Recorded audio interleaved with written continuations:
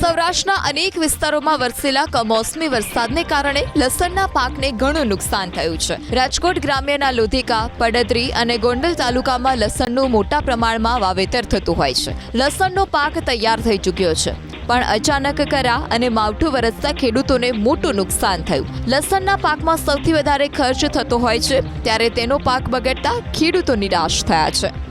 માવઠાને કારણે ઘઉંના પાકને પણ ઘણું નુકસાન પહોંચ્યું। રાજકોટ ગ્રામ્યના લોધિકા, કોટડા સાંગાણી, પડદરી, ગોંડલ તાલુકાના ગ્રામ્ય વિસ્તારોમાં જે રીતે કમોસમી વરસાદ વરસ્યો, ખેતરમાં તૈયાર થયેલા ઘઉંનો પાક આડો પડી ગયો છે। ખેડૂતોની 4 મહિનાની મહેનત પાણીમાં ગઈ। છેલ્લા 5 વર્ષથી ખેડૂતોના તૈયાર પાકમાં નુકસાન જઈ રહ્યું છે, તો અમરેલીમાં બરબાદીના માવઠાથી બાગાયતી પાકને મોટું નુકસાન થયું છે। કેસર કેરીના પાકને ભારે પવન અને માવઠાને કારણે નુકસાન થતાં ખેડૂતો પાયમાલ થયા છે।